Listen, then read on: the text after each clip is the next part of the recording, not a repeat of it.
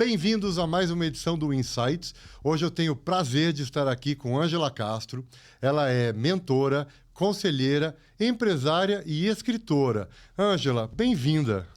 Gui, que prazer estar aqui com você. Estou honrada pelo convite. Eu vejo que você tem trazido temas de alta relevância para as pessoas e para as organizações. Ângela, nós nos conhecemos em um evento que foi organizado pelo Fórum de Empresas e Direitos LGBTI+. E, nesse momento, nós estávamos assinando uma carta que seria enviada aos presidenciáveis, naquele momento, pedindo apoio aos direitos da comunidade. O que mudou de lá para cá? Uau, nós estamos falando aí de pelo menos um espaço de 4, 5 anos. Mudou muito. Ele está muito mais morno hoje, esse assunto. Ele deixou de ser estratégico para grande parte das empresas por uma série de movimentos.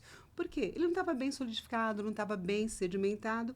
Então, ele entra num campo que é das dúvidas, da não priorização. Então, mudou bastante. Não melhoramos, ou seja, não conseguimos realmente evoluir. Parece que houve uma moda, né, em volta de diversidade, equidade e inclusão, e num momento posterior deixou de ser importante, inclusive acabaram com os programas de diversidade nas empresas, e especialmente nas empresas públicas americanas, né? E óbvio isso repercute em todas as empresas e nas pessoas. Exatamente isso, mas acho que para mim o grande ponto, ele não estava sólido o suficiente para sustentar no mar de incertezas. Não tinham grandes definições regulatórias nem aqui e nem em outros lugares. Então esse tema, ele foi aquecido, teve um super boom e depois ele foi se ajustando. E tudo que não é sólido não para em pé. Uhum. É uma estrutura que não se solidificou. Então o que eu vejo acontecendo? Então a gente troca de temas. Você tem uma incerteza com relação a um tema, você parte para outro e vai partindo.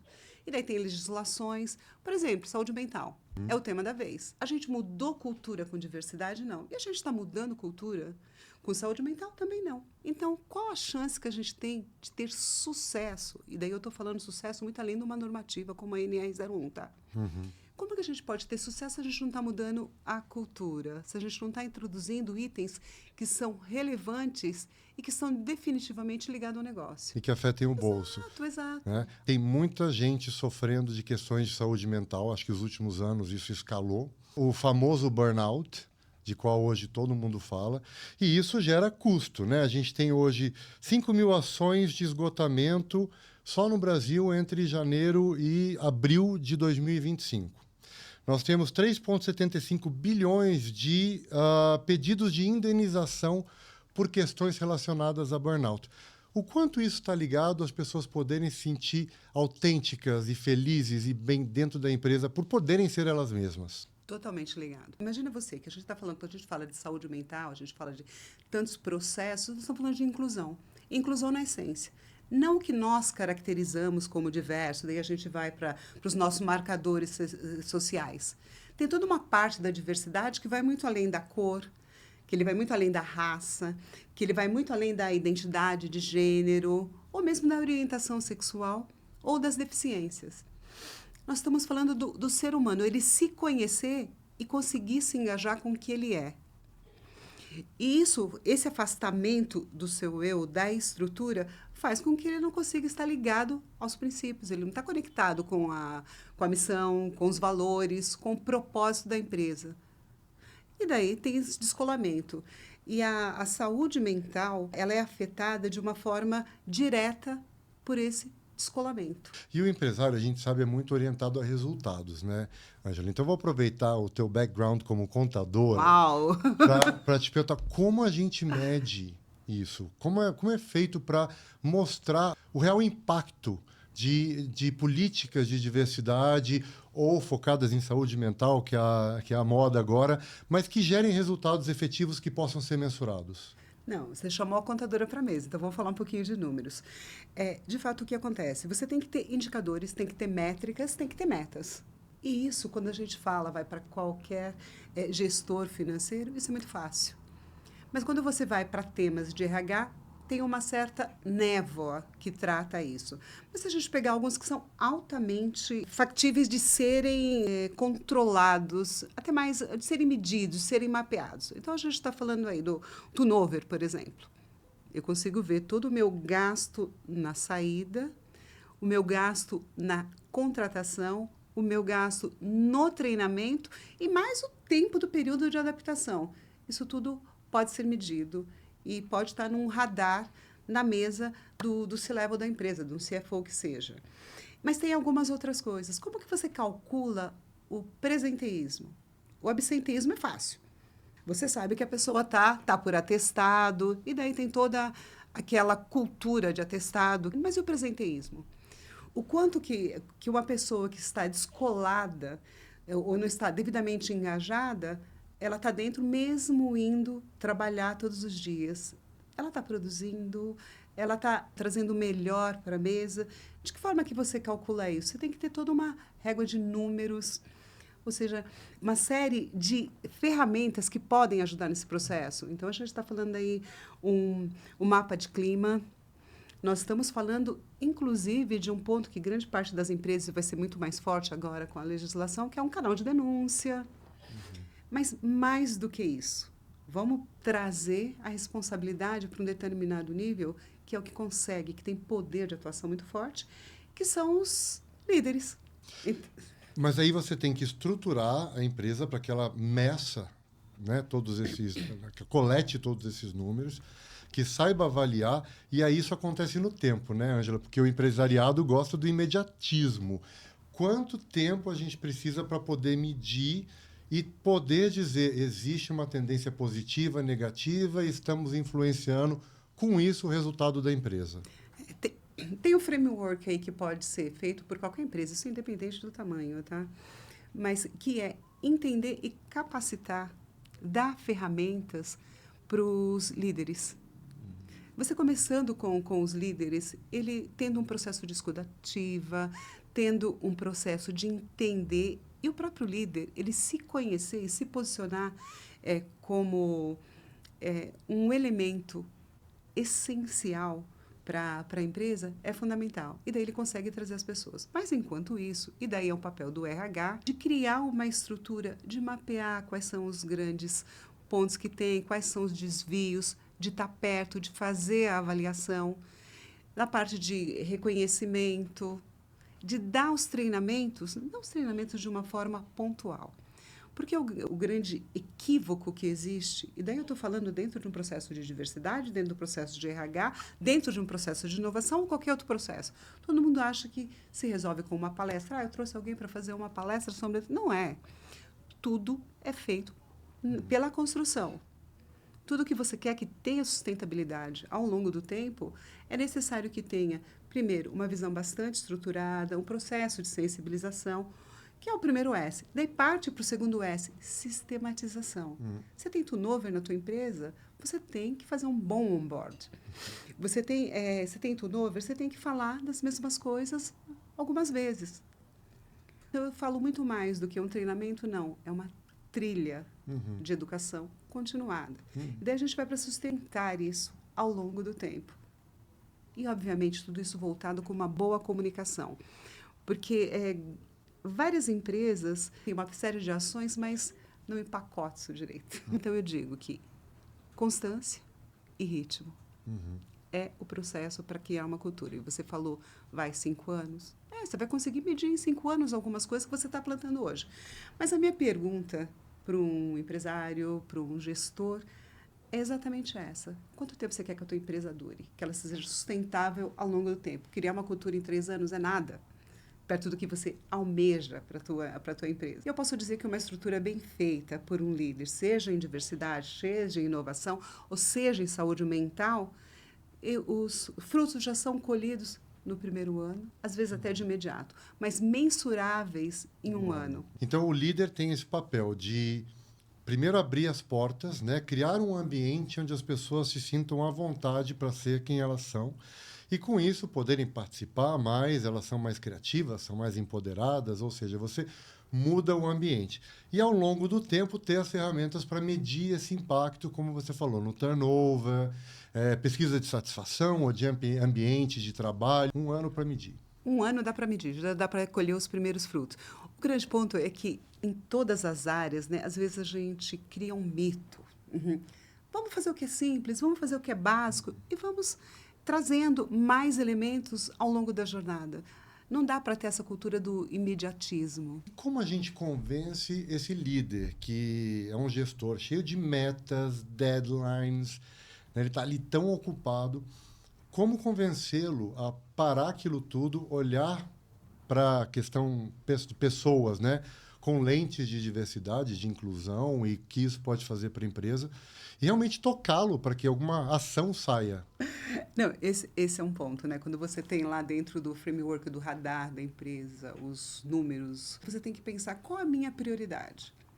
Mas tem que olhar para dentro. O líder ele tem que se conhecer e se encontrar naquilo, que é importante. E daí você não olha só para a empresa, mas parte de um princípio que é zoom in, zoom out. Quando você olha para o lado, diversidade está na tua vida, está no teu dia a dia. Então, identificar todas as possibilidades que tem de incluir e de uma inclusão produtiva dentro do processo. Então, o primeiro ponto é, deixa eu conhecer minha vulnerabilidade para isso. Tem um estudo da Deloitte, olha, 2016, 2019, mas ele não é tão novo, mas para mim ele é um dos mais autênticos com relação a isso, que é esse estudo lá da Austrália, que ele fala que existe uma forma de medir ou mesmo de identificar um líder inclusivo, um líder participativo, um líder aberto. Existem 6 traços que foram identificados na maioria deles. E o primeiro é a consciência dos vieses. Então, a partir do momento que esse líder, ele sabe, olha, eu tenho as minhas travas com relação a isso, talvez o meu olhar não seja tão aberto e talvez eu esteja fazendo julgamentos ou fazendo ações, tomando decisões com o que já está pronto, moldado no meu cérebro. Então, o convite de consciência de viés é dar um passo para trás. Deixa eu pensar um pouquinho mais sobre isso. E daí entra o segundo item, né? O primeiro é a consciência do viés, o segundo item é a curiosidade. Olha para aquele determinado ponto, tenta ver a perspectiva do outro, tenta ter uma formação um pouco diferente. E daí tem a coragem, porque toda vez que você se desafia para o novo, você fica vulnerável. Então, a gente tem que saber, o líder é um humano. O líder está pressionado dos chefes, das metas, do deadline, mas ele está pressionado também, do outro lado, pelo time. E ele está pressionado pelos colegas do lado. Então, é preciso muita coragem. Mas isso tudo pode ser feito de uma forma colaborativa.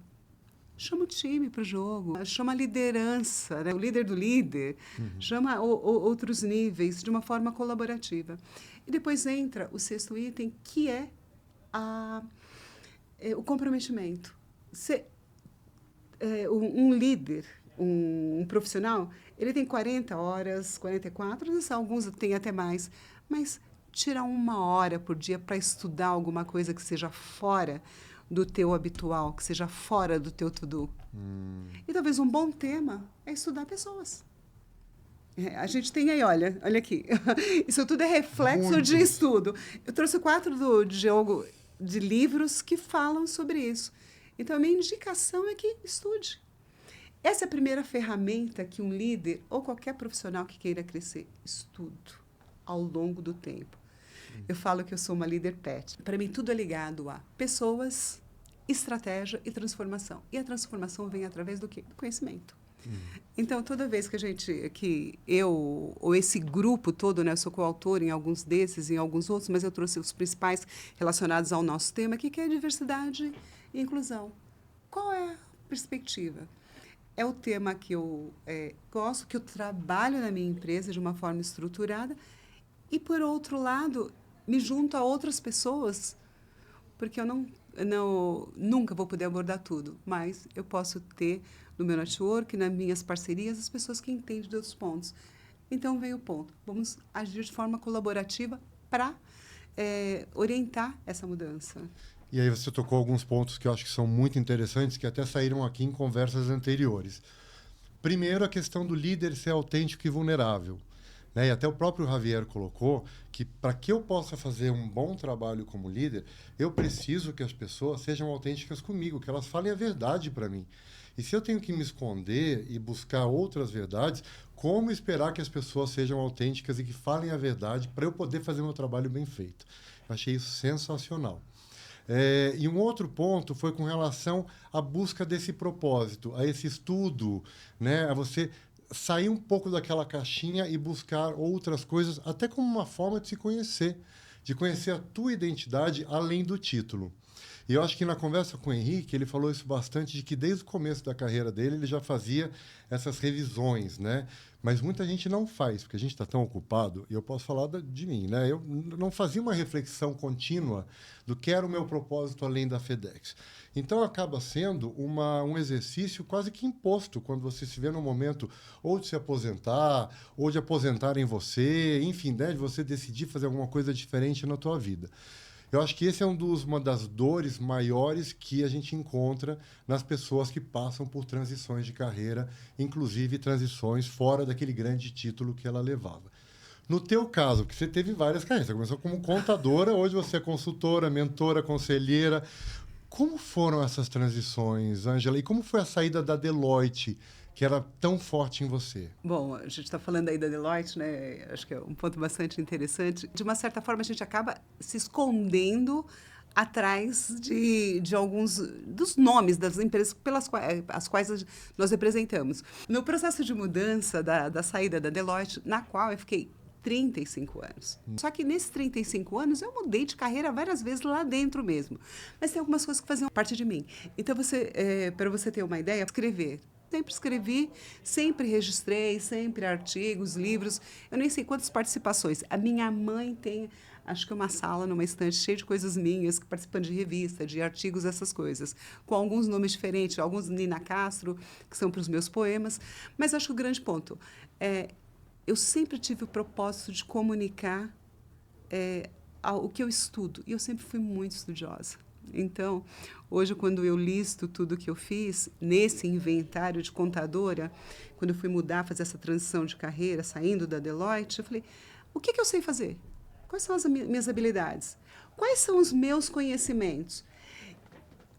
E daí tem uma coisa que liga a parte dos conhecimentos e habilidades ao network, que são pessoas. A somatória dessas duas coisas é o que a gente chama de reputação. É o que eu tenho de conhecimento e de que forma eu consigo comunicar isso. E tenho o meu network aí no processo. Então, eu fiz vários. E daí eu tinha alguns caminhos. Eu saí construindo esse processo, muito ligado ao propósito que eu gostava de fazer. Eu gosto de estar com pessoas, eu gosto de participar de processos de mudanças positivas. Transformações em mim, nos outros, em toda a estrutura. E as minhas mentorias, elas são mentorias para executivos. Mas eu também faço bastante mentoria para adolescentes. Porque, para mim, um dos livros eu falo sobre isso, mentoria para adolescente. Por quê? De que forma há uma assistência direta para essa turma que está vindo, mas, principalmente, um direcionamento ou mostrar as possibilidades em termos de carreira. Quais são as ferramentas? Então, daí eu tenho formação em coach, tenho 3 níveis, formações internacionais relacionadas a isso, porque nesse momento de decisão, momento de transformação, de saída, momento de transição. Então, esses itens são muito importantes você se conhecer. E essa busca de identidade, de se conhecer, do propósito, é uma coisa que as pessoas não param. Amanhã eu vou tratar disso. Né? Não coloca na agenda, amanhã eu vou fazer isso. Então, assim, tem que ser uma coisa que você tem que se predispor a fazer e entender que mais cedo ou mais tarde você tem que fazer. E fazê-lo mais tarde é mais difícil. Cada um tem o seu processo, né, de passar por isso. Alguns são mais doloridos, outros não tanto. O meu, particularmente, foi feito através de vídeos onde eu contava minhas histórias. E ao contar minhas histórias, eu consegui me ajudar a me descobrir coisas que eu gosto de fazer. Comunicar, conversar com as pessoas, ajudar, mentorias, ou seja, passar um pouco para frente daquilo tudo que eu vivi e aprendi com a esperança de que isso possa ajudar as pessoas em suas carreiras. Mas outras pessoas passam perrengues mesmo, né? E não conseguem lidar com a vida depois do título. Abrem o e-mail o dia depois que saiu da empresa e não tem nada, só tem Shopee. Como a gente traz para essas pessoas esse senso de urgência de olhar para dentro, buscar sua identidade e buscar seu propósito mais cedo e não mais tarde? Esse, para mim, eu acho que é o grande ponto, é a grande sacada. Isso não só para o profissional, mas é descobrir o que é importante, o que eu tenho habilidade para fazer, o que para mim é mais fácil, o que eu faço bem com menos energia, o que eu posso ajudar a melhorar o mundo, olhar de uma forma mais coletiva para o processo. Isso tem que ser revisto a cada momento. E criar os planos a partir desse processo, a partir do conhecimento. Isso aqui, para mim, é relevante. Porque acho que grande parte das pessoas, quando ela desconecta o seu caminho, da sua linha de propósito, tem uma dor aí implícita. Por exemplo, eu vi o teu movimento, ele foi fantástico, mas o Guilherme que eu encontro hoje fala com a mesma paixão sobre os temas como falava quando eu te encontrei a primeira vez. Fiz um convite para você participar de alguns eventos nossos, para você falar, porque isso era parte de você. Isso não era a FedEx, não era qualquer outra empresa, era o que você já tinha. E você fez essa transição de uma forma extremamente autêntica. Mas, para isso, você construiu todo um legado do que você criou. E olha o que você criou, quantas pessoas. Eu olhei com bastante atenção o teu movimento de saída. Quantas mensagens você teve falando do que você... Você contabilizou aquilo? Ó a contadora de novo, né? Você contabilizou? Sabe? Você tomou posse daquilo que era teu, então as pessoas acabam reduzindo, as pessoas acabam não valorizando tudo que construiu ao longo da vida. E daí, do e-mail tem Shopee, fica perdido. Mas tem gente que nem tem e-mail, porque só tinha o e-mail da empresa. Pior ainda. Conheço. Só tinha o e-mail da empresa, não tinha o e-mail pessoal. Porque a vida era empresa. Daí, no dia 2, não ter se preparado, porque é uma sequência, uma estrutura. Já não sabia o que gostava, porque gostava do que fazia lá. Não, mas e todas as outras habilidades? Então, o nível de consciência de quem se é e do que gosta e do que quer fazer é fundamental para qualquer intempérie, qualquer balanço do mar, você não caia. O meu, no caso, foi um grande laboratório em praça pública, né, Ângela? Porque eu fui gravando, fui colocando no ar e as pessoas, muita gente me ligava e falava, mas você está trabalhando na FedEx ainda? Mas por que você está falando bem da empresa? Mas para onde você vai? Qual é o teu objetivo com tudo isso? Eu não tinha uma resposta única, assim, rápida naquele momento. Eu estava realmente passando por um processo de catarse, de transformação interna e optei em fazer isso de uma maneira pública dentro do LinkedIn. Mas foi muito legal e eu acho que ficou aí um grande aprendizado para mim. Eu espero que ajude muitas outras pessoas. Ângela, então aproveitando ainda mais esse background teu como contadora e a tua experiência na Deloitte, tem um estudo da Deloitte que fala que políticas mais inclusivas, elas aumentam a performance da empresa 3 vezes, aumentam a inovação em 6 vezes e produzem melhores resultados 8 vezes mais. O que você acha de tudo isso e como é que você vê isso sendo aplicado no dia a dia? É bastante sensível, né? Quando eu tenho essa sensibilidade aos números, mas as empresas ainda não criaram estrutura, métricas e indicadores para fazer isso. Então, acho que o grande convite que tem aí é verificar, fazer a análise e criar uma metodologia para aplicar. Na empresa Araitá, que é a empresa que agora, depois na saída da Deloitte, a gente pensa justamente isso. Quando a gente fala de sustentabilidade social, está muito ligado à sustentabilidade financeira, sustentabilidade do business, mas também sustentabilidade no nível da pessoa. Quando a gente vai lá dentro da estrutura, como que eu garanto que a saúde mental da minha capacidade contributiva é grande o suficiente? Como que eu vou dentro do processo de zoom out, para o segundo nível, que é a minha liderança, os meus pares? De que formas eles estão entendendo esses números e estão participando de uma forma colaborativa? Essa construção. Depois a gente vai para o organismo maior, que é a própria empresa. De que forma a empresa está estruturada para dar ferramentas? No meu entendimento, a responsabilidade é da pessoa, é pessoal, porque ela tem que ser intencional, porque toda vez que ela vem de cima para baixo, ela é suscetível a todas as mudanças do momento. Então, não é isso. Quando você tem a empresa dando ferramentas e engajando através do tema, de uma forma, e depois tem toda a parte do ecossistema. Imagina tudo isso trabalhando junto. Quando eu falo de ecossistema, eu estou falando dos clientes, eu estou falando dos fornecedores, eu estou falando do governo. O governo tem uma série de iniciativas. Nessas minhas vivências de empresa, também de startup, porque nós estamos criando um sistema com todos esses índices. Então, você imagina, eu estou lá junto com as startups, estou com o Sebrae, estou com uma série de opções, mas como que você engaja também no ecossistema?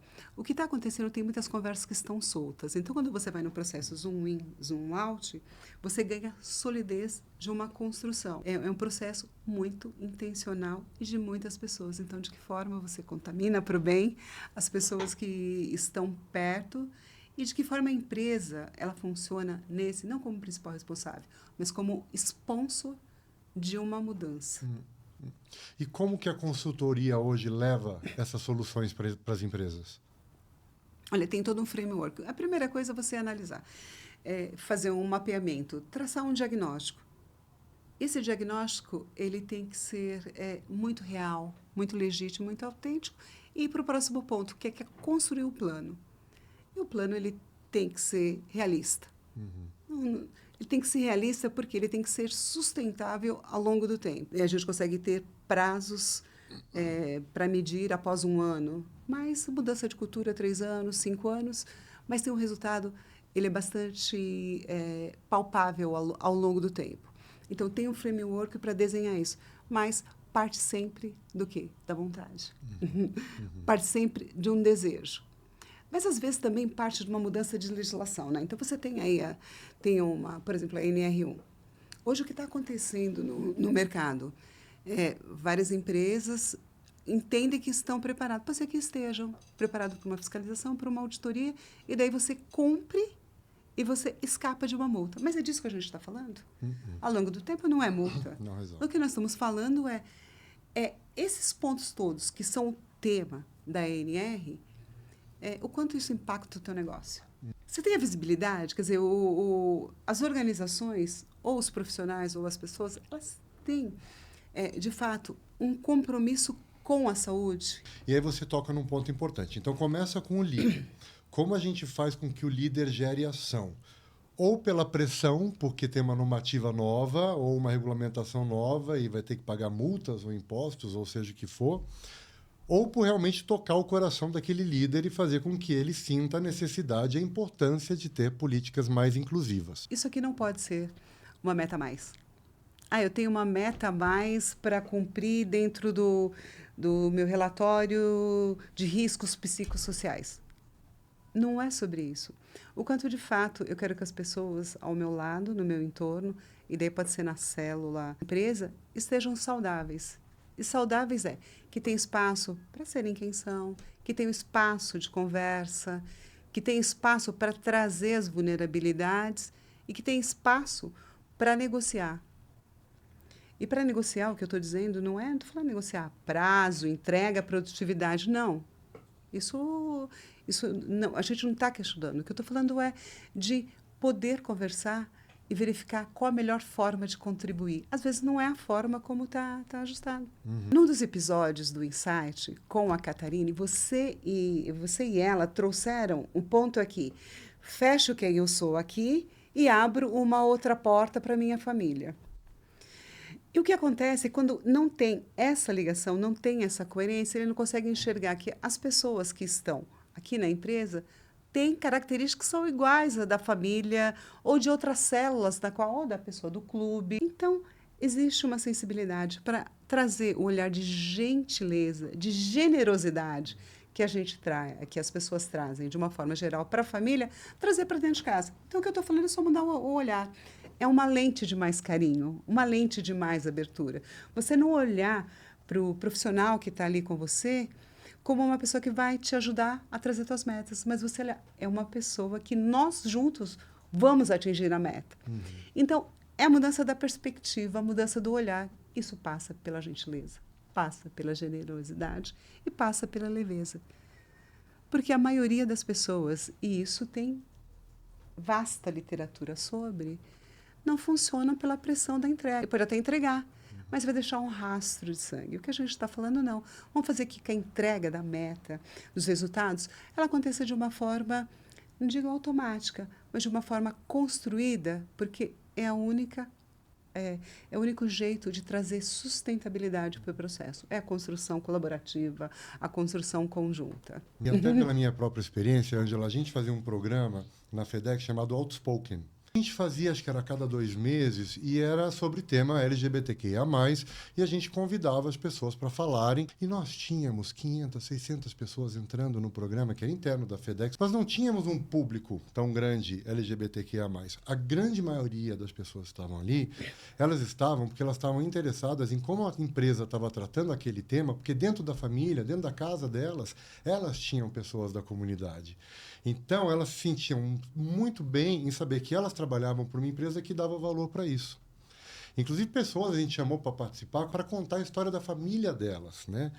E elas se emocionavam, era uma coisa muito bonita, era muito bacana ver como as pessoas realmente elas se tornam vulneráveis de quando você fala da família. E quando você deixa com que elas falem de uma maneira natural sobre a família delas. E toca mesmo as pessoas. Eu acho que é uma maneira da gente dar aquele estalo de que alguma coisa realmente precisa ser feita a mais e de uma maneira sustentável. Sem dúvida. Eu vou te falar que as minhas primeiras inquietações sobre esse tema foram ligadas ao processo da minha família. Primeiro, sou de uma família extremamente simples, meu pai taxista, minha mãe uma mulher negra, o meu pai um homem europeu, e daí somos em 5 filhos, cada um de uma cor. Então, isso me tornou bastante sensível ao tema, e eu fui para estudar, trabalhava 12 horas, estudava 4. Então, você imagina toda essa estrutura. O meu filho é um homem gay, meu filho de 29 anos. Então, tem toda uma estrutura que isso foi automático na minha vida, trabalhar, entender esses temas, esse olhar. E daí o que eu fiz? Esse olhar também foram para todas as minhas ações. Eu sou conselheira em 2 instituições ligadas à capacitação, empregabilidade e mentoria. Então, isso tudo fez parte da minha vida. Escrever livros sobre esse tema é um reflexo. Só que, para mim, estava tudo muito conectado. Então, tem pessoas que não conectam a família, as vivências externas ao que ela é. E posso dizer uma coisa, a quantidade de pessoas que não se assumem LGBTQIAP+, é extremamente grande. Então, não está resolvido por dentro. Eu estou falando de estudos que, pelo menos, 7% não se posicionam como... Ainda não. Ainda não. Por quê? Não encontram espaço de confiança. Medo de retaliação, se encaixar, Exato. não conseguir crescer na carreira. Isso era uma coisa muito forte na nossa geração, né? Acho que a grande maioria das pessoas na minha geração, a gente pelo menos começou a carreira se escondendo, inventando história, inventando namorada que não existia, ou simplesmente nem participando das conversas, que você não sentia vontade nem de estar lá. Mas a minha percepção é que com o tempo a gente conseguiu melhorar isso. As pessoas elas estão mais à vontade. Talvez não como a gente gostaria que fosse. Eu senti que a gente teve lá aquele momento da moda onde talvez tenha ficado um pouco mais fácil. E que depois isso meio que retraiu. Então, eu não sei em que ponto nós estamos hoje com relação às pessoas realmente se sentirem confortáveis dentro do ambiente de empresa e, dadas as suas aspirações de crescerem na empresa, de não se adequar em função disso ser retaliado. Eu entendo que houve, de fato, uma retração. A gente tem números que mostram isso. Então, acho que o grande ponto que a gente tem aí é... Vamos continuar a conversa de uma forma amena, com ritmo e consistência? Vamos começar de onde a gente parou ou diminuiu? Vamos voltar a ter intensidade? Mas de que outra forma? Talvez um dos viés é a saúde mental, porque a saúde mental está diretamente ligado ao fato de você se sentir incluído. Diretamente. Não existe nenhuma outra forma de você estar por inteiro no lugar e ter saúde mental se você não tem as suas Ferramenta, se você não se sente parte, engajamento do processo. E engajamento, de novo, volta em números para a empresa. Se eu pudesse dizer ou determinar hoje uma definição para a empresa, seria criar indicadores factíveis e acompanhar para esse processo. Não estou falando de ROI, de diversidade, mas eu estou falando com relação à saúde mental mesmo, ter ações de uma forma consistente, não pontual, mas olhar isso com a seriedade de que, ao longo do tempo, eu estou mudando a história, eu estou fazendo uma transformação.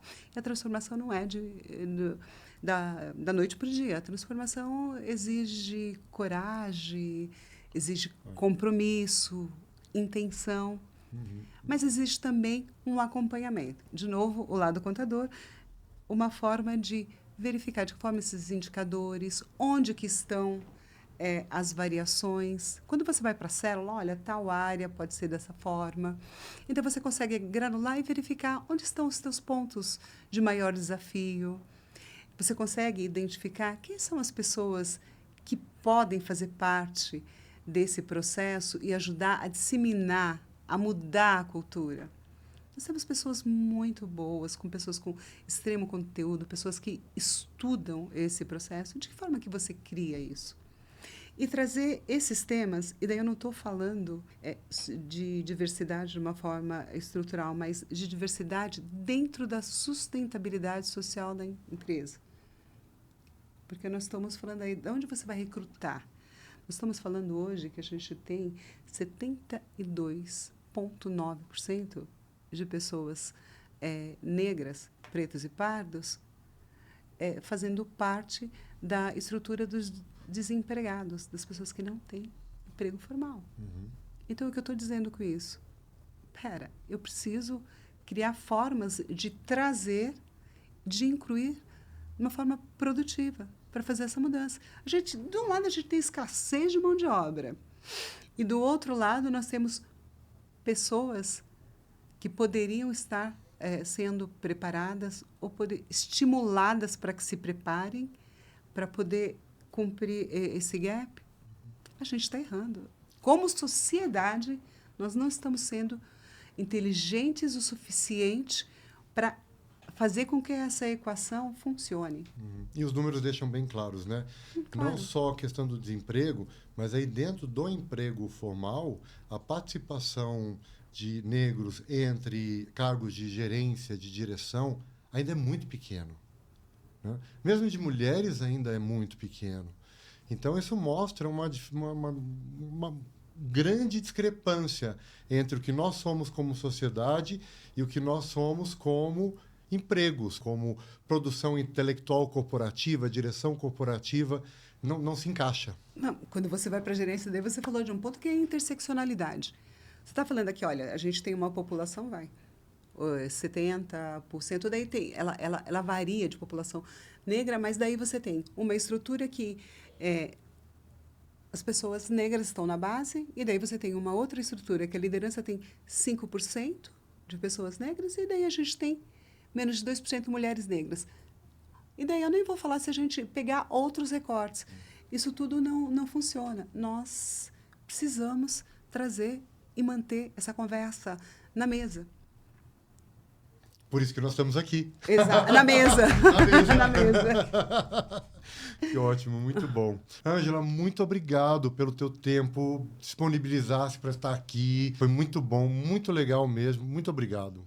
Eu que agradeço. E vamos nos unir às pessoas que entendem a relevância e vamos conversar. Olha, o trabalho que você tem feito é fantástico, de ter transformado a tua vida e ter dado mais luz a esses temas que são bastante relevantes de construção estrutural de uma sociedade na qual a gente quer viver, né? Exatamente, melhor. Muito Melhor. Obrigado mesmo. Obrigada. Obrigado. E obrigado a vocês por ficarem até o fim. E fiquem ligados ao próximo episódio do Insights. Valeu!